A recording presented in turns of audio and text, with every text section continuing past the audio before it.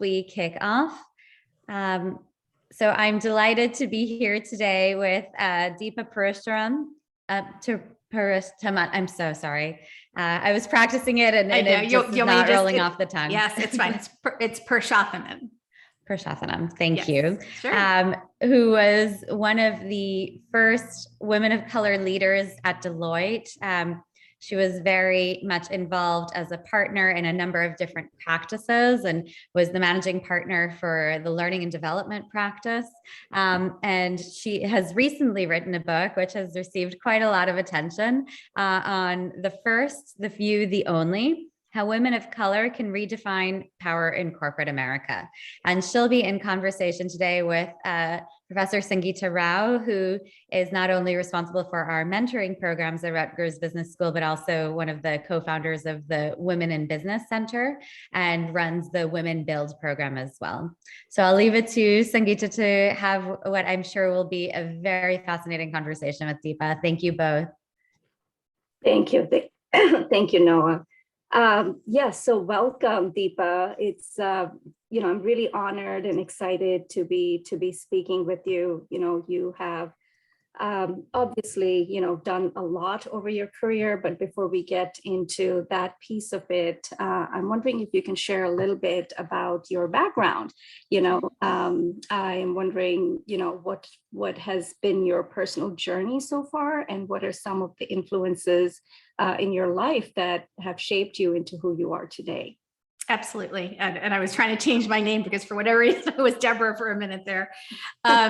So yeah, I spent 21 years in corporate America. And I say that because I left during the pandemic. And so just kind of to give context, I left early in the pandemic before we had the Great Resignation. So I left, early, and I got a lot of feedback that I should stay and wait. And why would you leave during all this instability and insecurity? And I chose to leave anyway.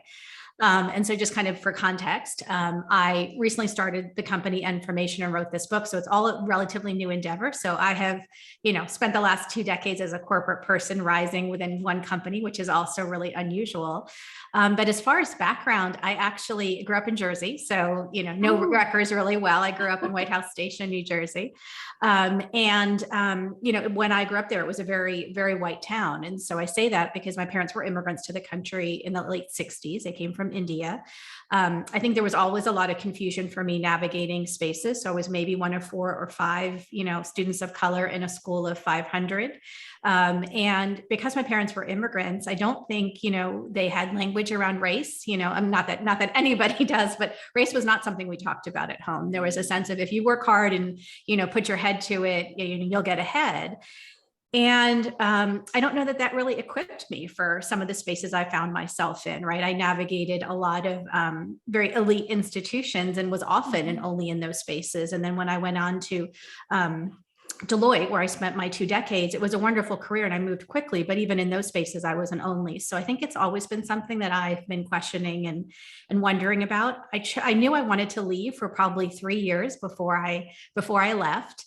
And I share that to say, for me, it was like maybe a combination of 2 things. One, around a growing sense of purpose. My background had been politics and policy. And so there was a sense of like, am I really doing my work in the world? And although, I have this big job and it's impactful, like, is this really what I'm supposed to be doing? Combined with, in my last few years, I started to get really sick and it started to be a mounting list of symptoms. And so there was a little bit of, I think, my body saying like, I'm not sure living on the road is really a lifestyle for you. So it was really for me, those 2 issues that came together that made me start to gather women of color. And I say that because as the first Indian woman in a firm of 100,000, right, a pretty large organization, I felt very responsible. So I knew I wanted to leave. I knew my health was like, pushing me towards a different lifestyle.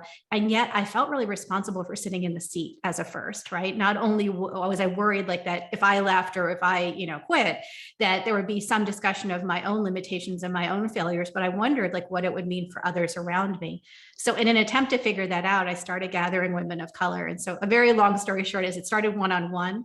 Eventually that turned into about a dozen dinners across the country with 20 or 30 women of color each. I thought they would be fast dinners where we're just networking and I'm looking for like, what are other industries and other places to go. that turned into 6, 7, 8 hour conversations. Sometimes at 2 and 3 o'clock in the morning, we were still sitting in our seats talking, because most of these women were really senior leaders, and they were also first fews and onlys and navigating spaces on their own. And so in a lot of ways, those dinners became the fodder for the book and a lot of the work that I do now, because there are patterns, I think, that show up when you are a woman of color in spaces that weren't necessarily designed for you or made for you. And I think a lot of us don't have the language, and we've just been taught to do more and work harder and, be better, but that also puts it as a disservice. And so that's really what my work is focused on, and a little bit about my background. That is great. That is, you reached sort of, you had a stellar career, reaching the pinnacle of everything that our students are now sort of for, but it sounds like there was this combination of both personal factors as well as the environment professionally, which sort of forced your hand and said, I need to walk away from that. So it sounds like, whatever the system wasn't working for you. Could you elaborate a little bit more on that system, which, appears to be broken for it shouldn't have to be that you work so hard, you're doing everything the way you've been told you need to be doing it, but then you're not able to sustain that or really grow into your full self. Is that right to say that you weren't able to grow into your full self, or would you say it was that you wanted to do something different? I think it was a combination of both of those things. I think part of this is we don't talk about these things. So as I was going through it, I don't know that I had the full vocabulary or a really full understanding of what was happening. And I think as I've met with more women of color and I see patterns, I do recognize certain things. So I've interviewed over 500 women of color, and then I'll answer your question about me, but it's so tied together. I interviewed over 500 women of color in writing the book, and 2 out of 3 women that I interviewed were sick. And so I don't mean sick like with diagnosable illnesses like cancer. I mean what I call in the book mysterious illnesses, so skin rashes, hives, adrenal fatigue, headaches, migraines, fertility issues, heart palpitations, and there's a long list. But it was these 20 symptoms that kept showing up over and over again. And I think a lot of it is stress related. Part of what I think the last few years has unpacked for us as a society is, what is the space we want work to take up in our lives? And this performance oriented culture that we have, especially in the United States and especially in corporate America, there's a lot of questions happening about well-being and health, but I'm also talking about the physical manifestations of what that means and what that does and the impact it has on our health. I think for me, it was a combination of things. I didn't face, a lot of the, I think, traditional challenges of the women of color I interviewed, in the sense of I didn't face daily discrimination or, being told I couldn't do certain things as a result of being an only. I think for me, it was more a sense of like, I don't see myself represented. So how do I know I belong? Like I'm constantly having to prove myself and find my own inner strength because I don't see myself and, modeled, whether it was on television, around me or even in the companies that I worked in. And so it takes a different, I think, sort of, resilience in some ways, or, a narrative that you tell yourself. And so I had a note that I talk about in the book where I had a saying, I said, you don't have to see it to be it, which is usually the opposite of what we tell people. We usually tell people you need the representation, but for folks like us, when you don't see it, what do? I think you have to find a different way of having that story. But I do think, to be fair, and after doing all this work for the last few years, I do think there are nuances and differences in how the system shows up. And so one of the things that I talk about in the book is this concept that corporate America is not, and I say corporate America, but now I've met with enough women to know this is in probably all workplaces. Like corporate America is not a meritocracy. And until 2 years ago, I don't think there was really space to talk about that or understand it. And it's a pretty shocking statement sometimes when I say it in companies. But all I'm trying to say is that the workplace shows up differently for different groups. And that should not be a controversial statement. It's just how it is. It wasn't designed with us in mind. And so when I was doing research, I ended up meeting with Renee Myers, and she is the VP of Inclusion at Netflix. She's basically their Chief Inclusion Officer. And she's a tall Black woman and important, and as I tell the story, and she's also a good friend. And so as we were talking, and I thought we were going to talk about inclusion, and I'm interviewing her for the book, she started talking about airplane design. And she said, Deepa, when my kids were young, I used to get very stressed out when I traveled, and there would be turbulence on the plane because I would be so worried that the overhead luggage was going to fall on my children. And she said it wasn't like a normal level of stressed out, like I was extra amped up that was really going to be, worrisome for me or that something might happen. And I jumped in right away because as a former partner, I used to travel 3 cities a week sometimes. Like that was my normal, I lived on a plane more than I lived in my car or at home. And so 6 times a week, I was taking my suitcase out and putting it up, up overhead, and I'm 5'1". And so the challenge of putting this suitcase overhead is a real challenge. And I often, in those moments, and I traveled again last week and I had the same feelings, like, why did I pack so much? Or why did I wear the wrong shoes? It becomes all about me and what I haven't done. And in talking to Renee, it was a really fascinating experience of here we are in the small compartment as 2 women of color, and our experience is completely different. She's worried from a mom's perspective, and I'm worried from a height challenge perspective, thinking like in either case, the system or the structure wasn't designed for us. And it's such an important analogy because I feel that sense of not belonging even before getting on the plane, right? Like I worry about it a few minutes, usually 20, 30 minutes before getting on the plane. And I think that's applicable to the workplace. So many people don't feel like they belong even before they enter the spaces because the design wasn't created with us in mind. And there's, facts and data out there about how temperatures and in offices were not really considerate of women, right? Like even chairs and styles are actually made for taller people. So there's small design issues, but there's also bigger belonging issues. And so I just love that story because I think it really demonstrates, in some ways, the idea that it's okay to talk about the fact that the workplace in some cases isn't a meritocracy, and we need to have conversations about it if we're going to change it. Yeah, and for how long we didn't have a seat at the table to be able to help design that aircraft, and how that, the necessity of having those voices right now. I'm wondering if you could speak a little more on how we experience it differently. You said that we experience the system differently, right? Here we are within business education trying to create, programs and opportunities to advance women, but one size doesn't fit all. So for instance, while we are focused on creating these new opportunities, how do white women versus women, immigrant women versus women of color? You mentioned looking at the nuances. Did anything really jump out or stand out about what is really effective in advancing different types of women in the workplace? Yeah, I have a whole chapter that talks about some of the nuances, and a lot of it comes from the messaging that we get when we were younger. And so I saw patterns, and a lot of the Black women that I interviewed were told at the onset there was a different conversation for many of them at home about race, right? Like a much more direct conversation that racism exists. And as a result, you're going to have to work 2 or 4 times as hard to get, just to the seat. That was quite a common statement. Whereas with a lot of the immigrant women, if they were of Asian descent, it was a little bit of don't rock the boat, don't just do hard work and it'll all end up okay. With the Latinx women, it was a little bit more don't bring attention to yourself, right? Attention can be bad and it's better to be under the radar. So there were some challenges or some differences.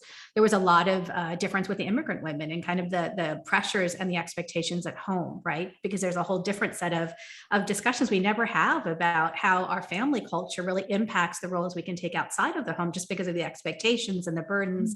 I tell a story in the book that is quite well known with Indra Nooyi and how, she got her big promotion to the big seat and she went home and her mom was like, that's all nice. Like, I don't care about the announcement. Where's the milk? Like, we've run out of milk. Go get milk like a good daughter. That your role is not chairman and CEO. Like, we don't care about that at home. We care about the fact that you're a good wife and a good mom. And so I think that we don't have enough of those conversations, that there is a whole nother aspect to navigating these spaces as a woman of color. What I'm trying to do in the book and what I'm trying to do a lot with my work is talk about how in the workplace there is also extra burden or extra discussion. And so there's a chapter where I talk about the job in the job. And so it's this aspect that women of color get asked to do many different things in the workplace that are in addition. So you have to do good work, and I'm not taking away from that. But there's other aspects of the job that we don't actually reward or pay monetary compensation for, that we need to understand. And so there was about 12, but I'll just pick a couple and share them. So one, as an example, is the amount of code switching that we do. So it is common for a lot of women of color to share with me, they edit who they are and how they talk and what they talk about in corporate spaces or in workspaces to kind of assimilate and accommodate and to fit in with kind of the white majority. And so that does take a lot of energy, and it's something a lot of the women talked about.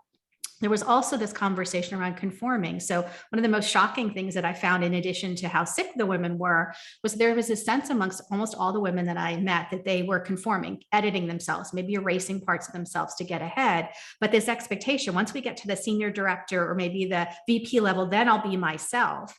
And even with the C-suite women, that was not the case. So once you got to the most senior levels, there was actually less ability to be yourself because there was more expectation you would toe the line. But there's also other things, like there was so much burden placed on women of color around culture building. So whether that was direct and visible inclusion roles, or it could be informal things like just, organizing meetings and a lot of like preparation sort of activities that we don't talk about, and they can be burdensome.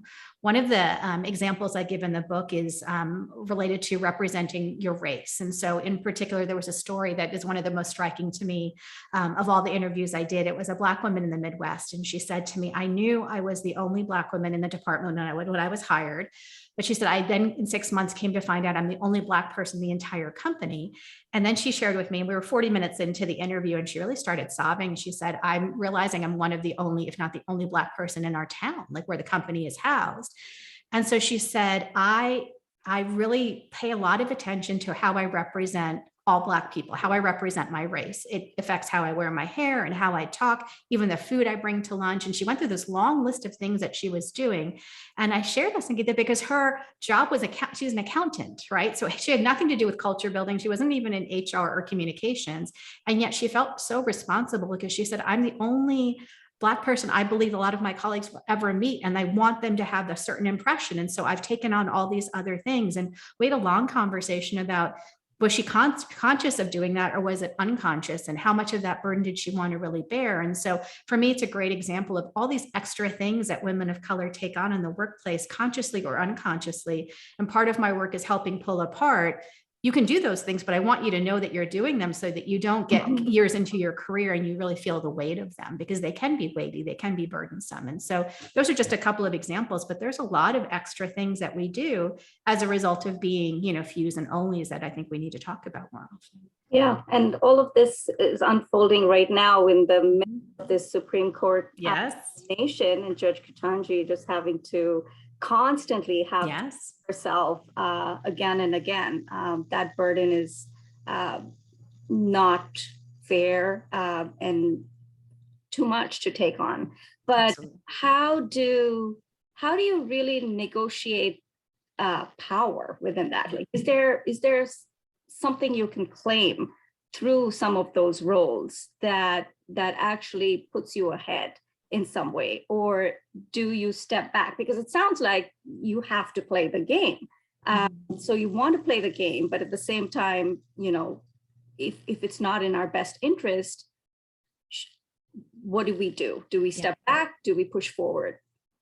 I think it's, and it's not a clean answer, right? Because I think you have to really understand the culture you're in, the company you're in. Every company is going to be different. But a lot of what we have historically told women, and especially women of color, is just to lean in, do more, work harder. And I don't think that messaging works. Like, the more you conform and contort and erase yourself, the more powerless you're going to feel. And so my work is really about showing that we have more agency, even in individual small choices. So I do talk about some smaller stories where, for example, there was a woman I interviewed who had just entered the workforce during COVID. So she's never even met her team. It's all virtual. And she's maybe 23, 24. And she said, in a corporate structure, and she said, I'm struggling with whether or not I can wear red lipstick. It makes me feel powerful, but am I going to be taken seriously? And I raise that because so it can be, what some of us may judge as smaller decisions, but that's a choice of agency. And if that gives her power, we had a big discussion about how you need to find the things that make you feel powerful and make decisions. For me, this is a lot of work around what I call the power of me and the power of we. So the power of me is figuring out for yourself, what are your boundaries? What are the things that are important to you? How do you want to show up in the workplace? What kind of leader do you want to be? What is truly important to you that you're not willing to compromise on? And I think as individuals, we don't spend enough energy really being clear about what our boundaries are. And the women I work with, what I find is it's not usually hundreds of things that we're not willing to compromise on. It's usually a list of 6 or 12 things that are really important to our identity and who we are and that give us power. And those things we should not compromise on, is my advice, and be really conscious when you're asked to do those things. But for the other things, maybe you can, because I'm not a big advocate on playing the game. There's a chapter in the book about playing the game while you change the game. And I did not want to write that chapter because I just kind of feel like there's so many books on playing the game. And to me, this is about a different game. Like, I don't think a lot of the values that we're putting forth in traditional business serve us as women. And that was kind of the undertow or the underline to, or the through line through the book, is that as I talked to more and more women of color about power, most of them would sit back in their chair and recoil literally when I said the word power, because they have a negative association with it. Mhm. And so how do we get to a different place where we see power and success as positive things, as amplifying, but that's going to require us to redefine and do things differently. I would just share the second part of power for me. So power of me is power of we. We need to find each other. That's, I think, how we break through this. So, a lot of what's happening when you are in these big jobs or in corporate situations where you're an only or a first, you are isolated. And what you realize, and what I realized through the dinners, is so much of what I was experiencing was mirrored in these 300 other women. And then you realize it's not you. So back to that airplane analogy, where I'm thinking it's me and my height and my shoes and all these issues with me, what I was able to turn is like, that's about the airplane design. That's about the fact that there are only 2 or 3% of the designers were women, right? That has nothing to do with my height. It's not my deficiency. But I think unless you're in those communities of we, you make it about you. Like, the imposter syndrome is so high for so many women and women of color, because you end up, in these structures and systems where you think, I'm not doing it right, I'm not enough. And part of the message, which is why I love Senator Booker's comment, I mean, so many of the women I interviewed struggle with worthiness because the structures around them don't make them feel worthy. In fact, it takes worthiness away from them. And so part of this is realizing for ourselves that we're worthy and we're enough. And it's not our height deficiencies, it's the design problem. And being in community and being around others helps you realize that and free yourself from that.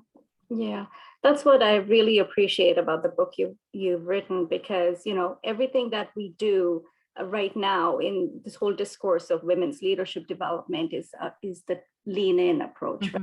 Is how do I fit in? But but you seem to be talking about something different. Your critique of the system itself. It's a critique definitely of power and maybe even capitalism. I'm wondering yes, it is. If that has been influenced by your background in public policy, because that's one of the things that, because my background is in social sciences as well. Okay. So Okay. It is, this question of who has the responsibility here to change things, right? The burden cannot be on the woman alone. So what systems for systemic change to happen, who should we be looking at? We see organizations like the NASDAQ, for instance, that have introduced new policies for representation for women and people of color on boards. But what other interventions do you see as important that could really move the needle? Yeah, I think we're in this really fascinating moment. Like, the book came out on March 1st. And so all I've been doing all month is talking to companies. And I wasn't sure how much appetite there would be, because there are some pretty, I don't want to call radical, but there are some pretty strong opinions in the book. And I've been surprised by how well received it's been and how many companies have had me come in and just talk about whatever I want to talk about. I actually did 2 this morning already.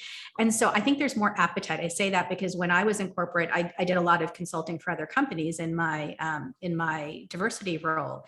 And there was still a little bit of trepidation around these topics. And I do feel like something has changed where there's more interest. I think part of what I see is that companies and leaders, like a lot of especially white male leaders, don't know how to do the work or don't know what the work is. So they want to do better. That's also what's been surprising to me, is how many white male leaders have reached out to me, even more so than women of color, saying, I want to do better. I know it's different for women of color, but I don't really understand. And I'm not even comfortable asking questions because it feels like I'm told that's my work. And so there's a little bit of, I think, education and understanding. I think companies are making strides. I think institutions are trying, but part of what we need to understand is it's going to take some time. It took us a long time to get here. And so it's not going to be undone quickly. And the example I talk about quite often is this idea, after George Floyd's murder, there were a lot of companies and organizations that held sounding. So the top leaders would hold space or have lunch with, their people of color over Zoom because of, COVID. But they would hold space and get feedback, and they might take action on it. And a lot of companies, when I go in, will say, well, we did soundings and we meet, once a year and hear what our Black and brown employees feel. I don't think that that is going to really move the needle. One, because it's one and done. Two, because we haven't actually created safe spaces or a structure by which the feedback and the truth telling. I call women of color truth tellers. Like our truth telling isn't, we haven't been taught how to do it because there's never been a history of being rewarded for telling the truth in these corporate spaces. But secondly, we haven't created enough safety, right, to be able to share those kinds of stories. And it's a two-way street. So I think there's more work to be done to almost prepare for those conversations and that dialogue. I think it's really hard for employees to do it because there's still a lot of backlash and a lot of sidelining that happens when you do speak up and when you do tell your truth. So sometimes getting outside people like me to maybe like the match is really the first start. But I think that's a lot of the work. I think it's really listening in a different way. I think it's understanding that the experience of a lot of less visible groups or groups that don't see them in leadership might be different, and really listening to understand like what needs to change and how does that change, and making sure those voices are at the table in full voice. I mean, the other thing I do a lot of talking about is I'm not looking for just women to occupy seats or women of color to occupy seats. We need to make sure once we're in the seat, we're in full voice and actually able to talk about what we need to talk about and make change. And that's also part of this work. It's not just, changing the numbers and the demographics. It's actually changing and making space for those of us that lead differently and come from different histories to bring that to the table and bring that to the room as well. Absolutely. And involving men in that effort as well, because they're predominantly the decision makers still. And so involving them. So I'm wondering, what do you see as important in male allyship for this change to happen?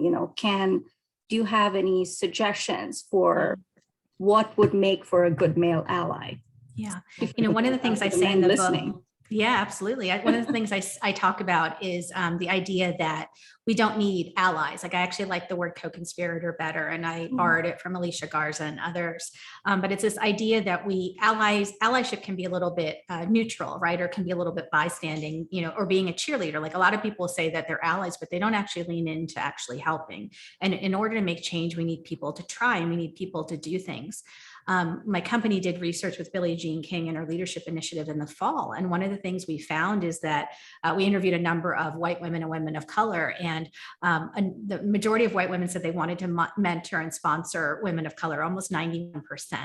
But in reality, what was happening is less than 9% were actually sponsoring and mentoring. And so that difference between saying you want to do something and doing something is really fundamentally different. I think as white male leaders, there's also a conversation we need to have around scarcity and this idea of the zero-sum game, or that the pie is static. So early on, I talk about, like, to me, the most important thing we can do in the diversity, equity, and inclusion space is make sure we get white male buy-in, and we get them to see that part of this is not giving me new opportunities and taking from anybody else. It's not about redistributing what exists. It's about growing the pie. There was research done about 3-4 years ago by E&Y, Ernst & Young, and they polled a number of leaders, and the majority of white men interviewed, 2 out of 3 said that they were worried that all this D&I focus was taking opportunities from them, right? And we can't be in a situation where the way we talk about power or we talk about corporate seats is taking and giving. It has to be about re-envisioning and doing it differently. And so for me, and I think, a lot of the people I work with, the work has to be about not seeing this as winners and losers, but really changing that dialogue. And as a result, maybe even thinking about how do we change the pie? Like, why are there 12 seats at the table? Why do a lot of women, because one of the other shocking things in my own research was a lot of women would say that women don't help them, that women have actually been the worst. So women of color would say white women are actually blockers of their success. And women of color would say, like, if you and I were in a company, we might feel like only one of us is going to get promoted. So consciously and unconsciously, we're both kind of competitive without even realizing it. So how do we get to a model where we don't think it's just one of us that's going to make it, but that we believe all of us can make it if we all try harder? Like, that has to be where we get to and we aspire to, versus this idea that there's a single seat for us and you and I have to compete for it. Right.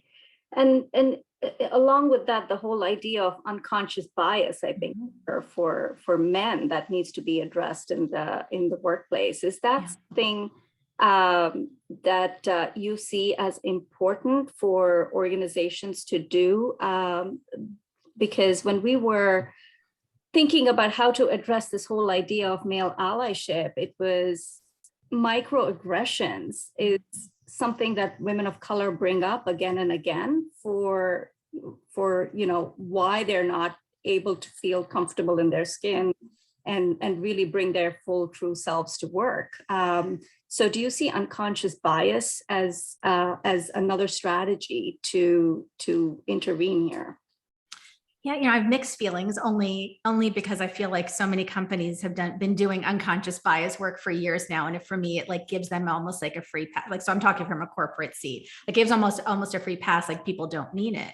I think there's a lot of language right now where people are wanting to change and say microaggressions are actually racism. And I talk about it as a spectrum, but they're, one of my friends, Ruchika Tulshian, just did a paper for HBS where she said they're the same thing. So I think there is that sort of movement. And so that's just kind of one caveat on why I challenge with that whole idea of, people do it unintentionally. At the same time, I do think we need to talk about those things. So like my own experience, I didn't face a lot of like gender or race discrimination per se. What I faced was I made partner really young, right? And I looked young. And so whenever I would go to a new company, there was always a sense of, oh, you're really young. And on a daily basis, I would constantly be told of how young I was, or I couldn't possibly be the senior partner.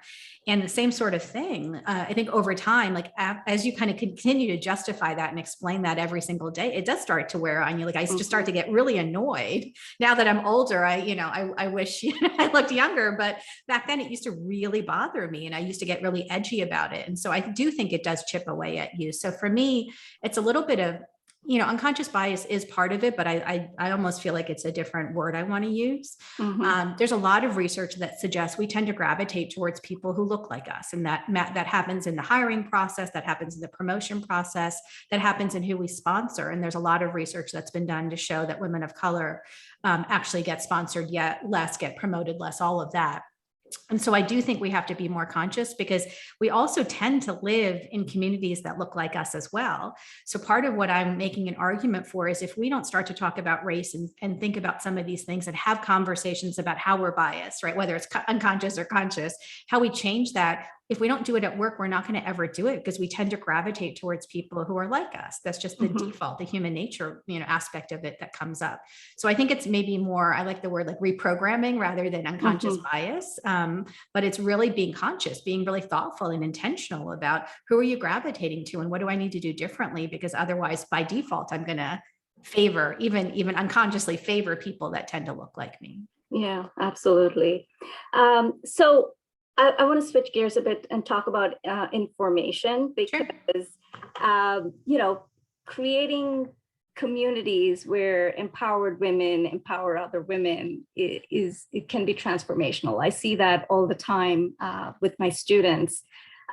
So I'm curious about, what that experience has been like. It has come at the end, I'm assuming, of the research on the book. And it seems to have really taken off. I went to look on the website and I had to join a waiting list to see what's going on in there. So could you talk about we know a little bit about the inspiration for information, but how did that come to be? And did mentorship and your partnerships with other strong women leaders, what did that look like? And what is that community like? Yeah, so coming out of those dinners that I talked about in the beginning, there was such a desire to come back. Like the women, we would leave those, in the parking lot, be closing up those dinners. And women would say this was the best thing I'd come to in like years or gone to in a few years. Like, what's possible? When are you coming back? And that was prior to COVID. So originally, when my now business partner, Ra, and I talked, we weren't sure, would it be like a dinner model? Would we, be doing something with companies? Obviously, then COVID happened. And so the model has changed. So we're a completely online community now. It's, we do look for about 7 to 10 years tenure, although we are, having different conversations about what we provide at different levels. And it's really been a lot of the dinner conversation, like how do we come together and have conversations that aren't had elsewhere? How do we empower women to understand what's happening around them institutionally or organizationally so they have more knowledge and can do things differently? So for example, yesterday we got together and we talked about the confirmation hearings and what it echoed for people at work. And, what is Judge Jackson going to be modeling for many of us what new power looks like? And what would that process have looked like for us if it was actually validating to us? Like, so almost like a structural analysis of what could have been different. When Naomi Osaka walked away from the French Open, we had conversations about setting boundaries. We've also talked about things like some of our Latina women who are white passing raised an issue, a few months ago where they said, the term women of color doesn't necessarily work for us. Can we talk about that? So amongst 80 women, we had a conversation about the term women of color and what does that mean? And is that a joining term, or, is it a divisive term? And so I've never been a part of a conversation like that. So there was a lot of intentionality in wanting to bring together different groups of women of color, even though we knew we had some nuances.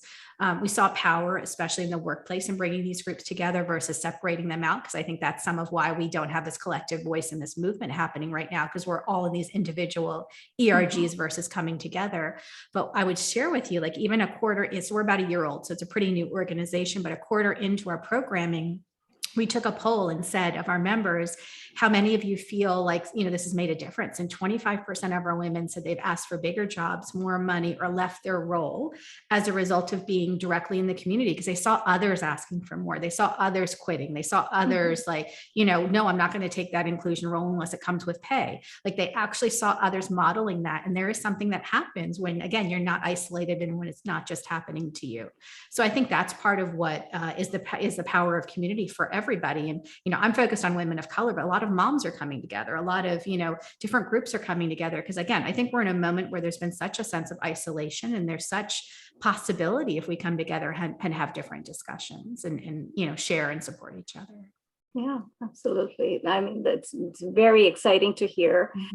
It's surprising that such a community didn't exist before, but it's necessary. So the work that you're doing and this whole organization is, really critical work. So thank you for yes, thank you. There.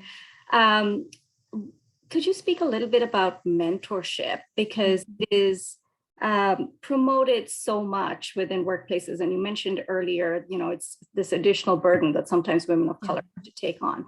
But I'm curious, what has it meant to you in your own growth, or examples of women that you have seen, and who and why should women who should they be seeking out as mentors, ideally? Yeah.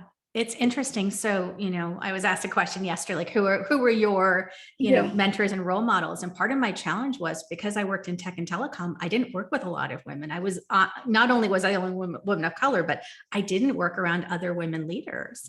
And so for me, I don't have a lot of those examples, but what I would share with you is I had a lot of mentorship and a lot of sponsorship, and it came from white men. It didn't come necessarily easily. And what I mean by that is I tell a story where one of my biggest sponsors, his name is Jerry, and he knows I tell this story all the time, but we were initially matched when I was a new partner in this program called Imagine, where they partnered a less tenured partner with a senior partner. And it was like a guidance program. And it was supposed to be someone you didn't know. And when we were matched, I remember walking into the room and like looking at him and thinking like, I have nothing to do with this, maybe late 50s gentleman who, just grew up in a very different world than I did. And he looked at me and he told me right away, he's like, you're very young, like you're very, he said, you're very dressed, very trendy, like just right away feeling like he had nothing in common with me. And so we were not very excited about the match. And I can tell you in the second meeting, I remember sitting there listing out all my insecurities, like my list of imposter syndrome. And I was sharing with him what I was worried about and how I was worried about all these things. And he stopped me halfway through my list. And I remember him saying, like, do you think I don't worry about those things too? And I said, no, because you never talk about them. He said, I've been taught not to talk about them. You talk about them all the time. And I've been taught as a white man not to talk about them. And we ended up having this really amazing conversation.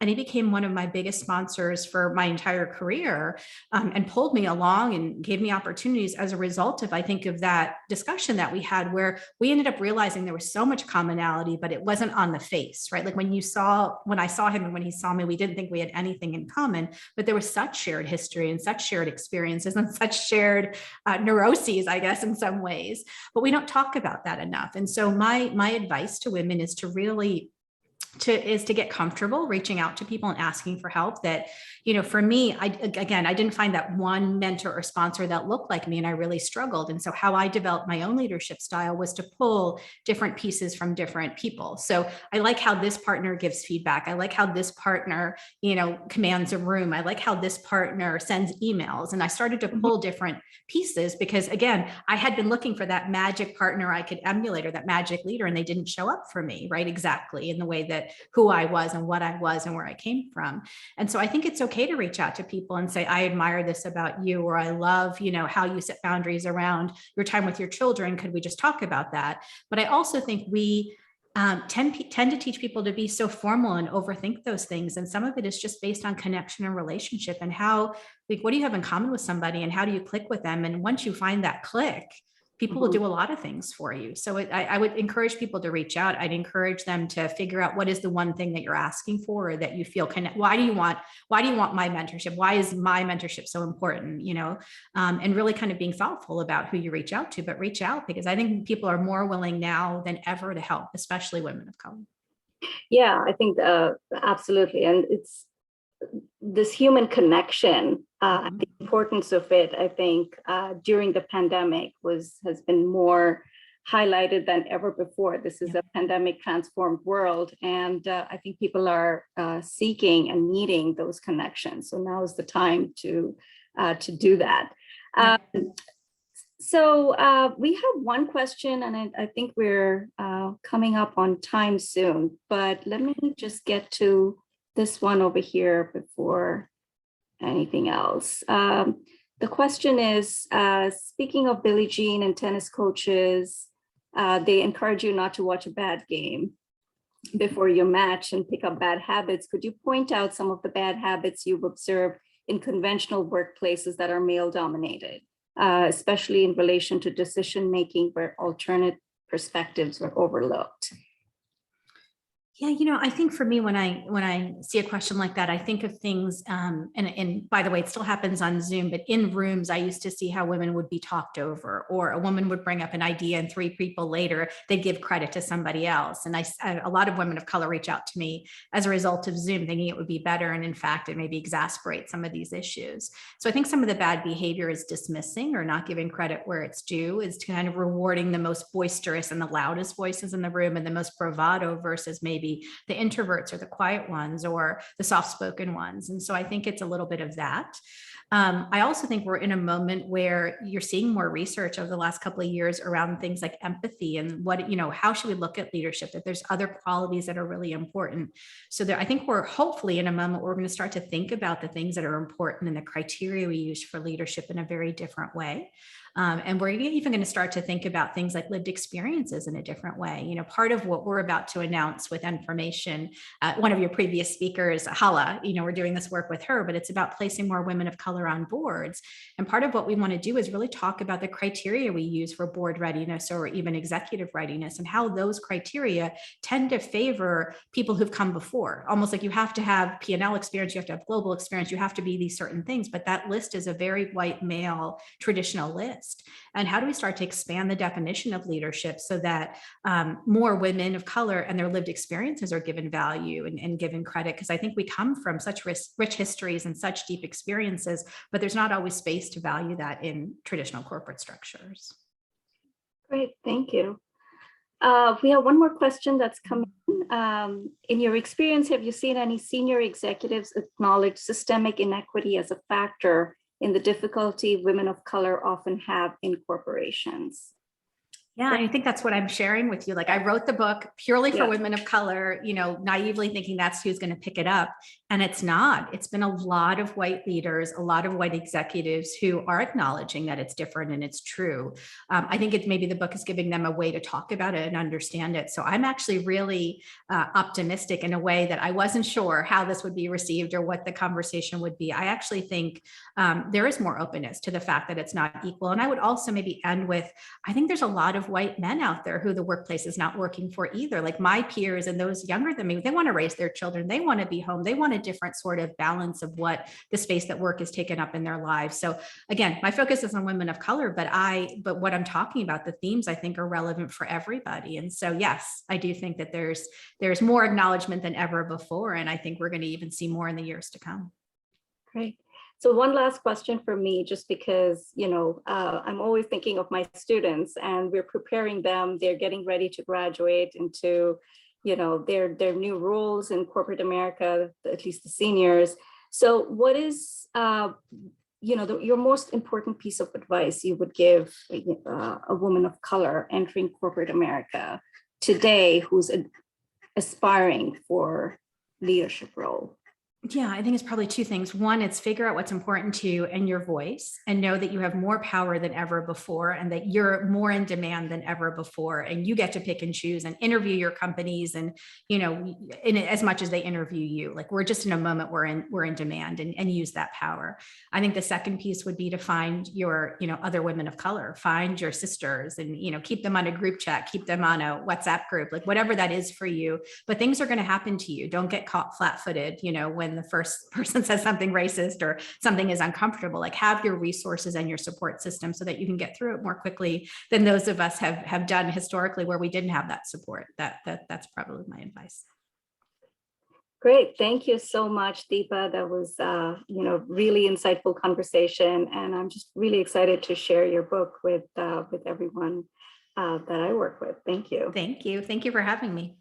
Thank you both. What a meaningful conversation. I resonated with so much of that. We have a framework on multiple diversities based on my experiences, and I think, and others, and there's so much that resonated there with me. I also, as a child of immigrants and Latinx woman who doesn't recognize myself as a woman of color, I think there's so many complexities, and I just appreciate your insights. And Sangeeta, thank you so much for moderating this conversation. Thank you both. For those of you on the line, we'll be reconvening at 3 p.m. with Andrew Winston, who is Paul Pullman's co-author of the book Net Positive, and we'll be talking about how corporations can focus on climate justice and other issues through that lens. So thank you again, and we look forward to seeing everyone at 3.